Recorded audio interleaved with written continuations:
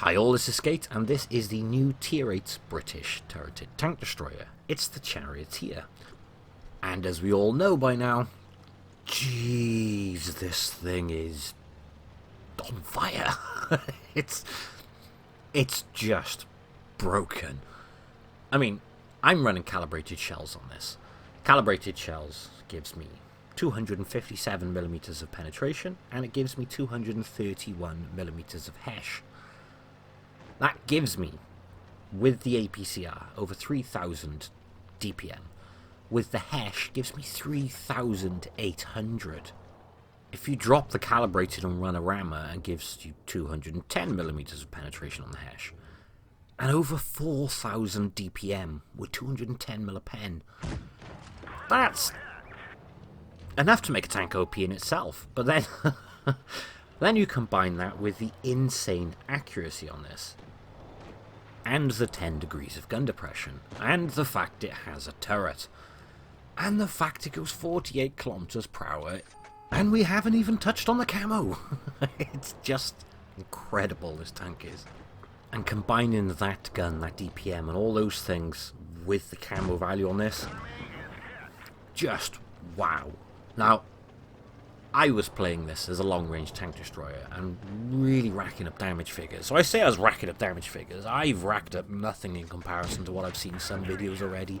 7,000 and 8,000 damage at tier 8. Now, if that's not enough to tell you that something's a little bit broken, I don't know what is. I mean, 8,000 damage in a tier 8. Yeah, you can camp it, but it's a tank destroyer, it's acceptable. I just don't understand how someone could have balanced this in Wargame and looked at it afterwards and went, yeah, that'll do. I mean, who even tests them? I think it's hysterical how much DPM and how good the camo and all those things are on this tank. The only negatives to consider, really, it's got a slow track traverse, it's got a really slow turret traverse, and it has a very low hit point pool, and pretty much no armor to speak of. But to be honest, they are really easy to counter. Don't get too close range. I mean, I've tried screwing around with this tank quite a bit. I've actually played it for the last 30 games flat out YOLO. And I'm still winning, even though I'm treating it like some frontline nutcase. And that was me just trying to test the theory of basically how broken is this tank. And the answer is obviously fairly damn broken. And to be honest, because it's that broken, I struggled to pick which replays to put in the video. But I chose these two because, well, there's 550 with Hesh through the front of an equal tier heavy tank. Can't do that every day. Well, you can now because we have the Charioteer. But yeah, I'm halfway through my grind on this tank, and I have a lot of high damage games I could have included in this. That's not me, by the way, that's the tank. I've included this replay and the next one because they're a bit of a contrast. This one will show a nice example of how it can be played quite aggressive and upfront, as we're showing here, and we have for the duration of this replay. And the next one is going to be a little more passive and more of a support tank. I'll probably throw a couple more videos out on the tank anyway because, well, I've got more than enough footage, we'll say that. I wonder how long it'll take Wargame to nerf this tank, actually. I'm also intrigued what they'll nerf on it. I think it'll probably end up being the reload, quite substantially. Because it has the camo value, and it has the accuracy, and take that away and it's no longer British. So you can't really nerf its accuracy. And camo value, it's actually very damn good. Which, again, part of the reason for picking this replay is it gives a nice example of how good the camo can actually be. Also, this new consumable, the improved engine power boost. Jesus, it's good. I mean, if you are in proximity of something like a heavy tank and you click that on, all of a sudden you can circle the damn thing and tear it apart in a matter of seconds. I'm not exaggerating that. It's also perfect for scenarios like this. I've literally just bolted it away from both tanks, and that engine boost allowed me to get away ridiculously quickly. I mean, the standard engine power boost gives a 20% to engine power This gives 50% to engine power and plus 8 kilometers an hour extra top speed. What the hell? So there we go. I've spotted the 30 and I'm about to fire my gun and I do not get spotted. Yeah.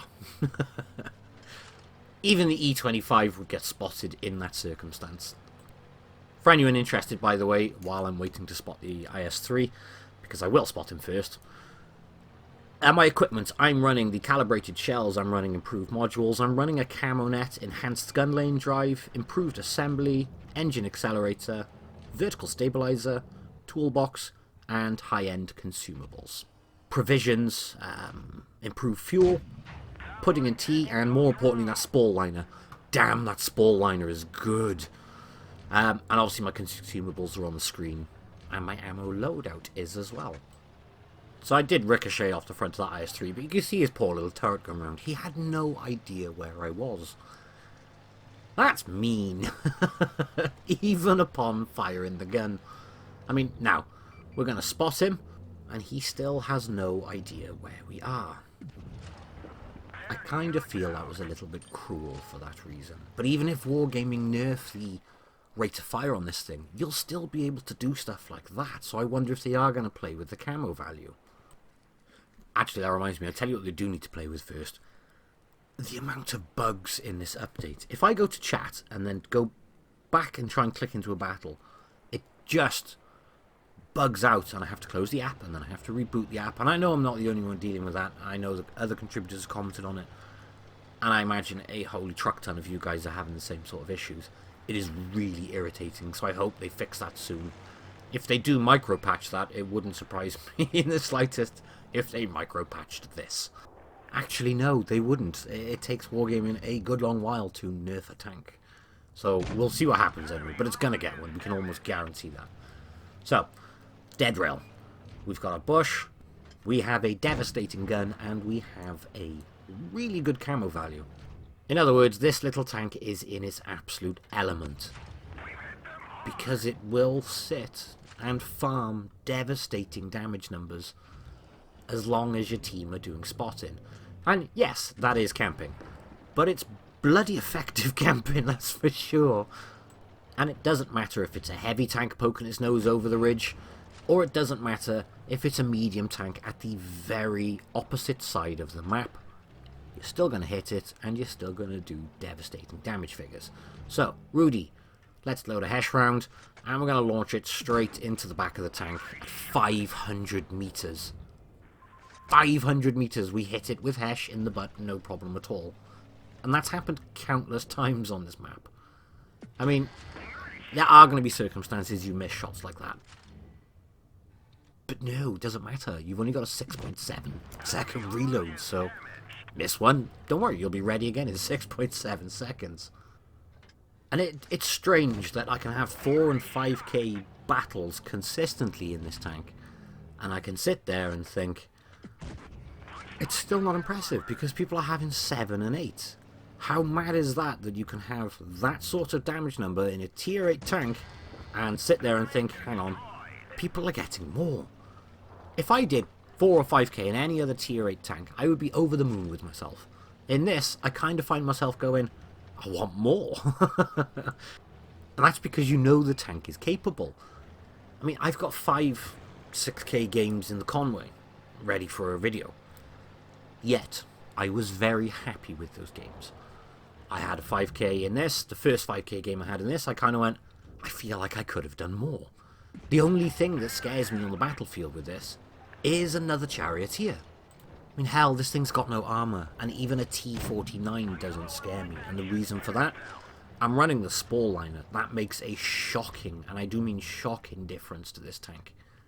On top of that, I will absolutely batter the hell into a T-49 the second he gets one shot in.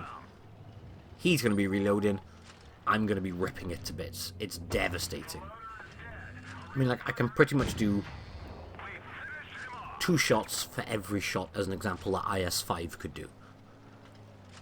Yet, I can also do higher alpha with both shots. So in the time he does 400 damage average to me, I would have done 880 to him if I can get 2 Hesh rounds in.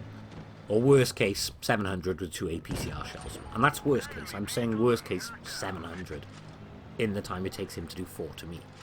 I do want to throw it out there, by the way. I will be doing a Challenger video ASAP. I just have to talk about this Charioteer because it's just silly. It's a lot of fun, and I'm not going to lie to you, it's OP as hell, and I'm not going to stop playing it. And the reason I'm not going to stop playing it is, it's about damn time we had something flat-out broken British, isn't it? I mean, AS is certainly unhappy right now, but it's not going to last. They are going to nerf this, without a doubt. So I'm going to enjoy the little thing while I can. And aside, even when they do nerf it, I think it's a great looking tank, and I will probably still play it because I love its characteristics.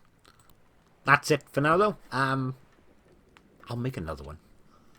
I will also get the Conway video out ASAP. I'll have a Challenger one momentarily as well. And I also have a Gravedigger one to go up, and a Jagdpanzer 100 one to go up as well. So I will throw all them up as soon as I can now. Thank you all for watching, though, and I will catch you in the next one. Bye-bye.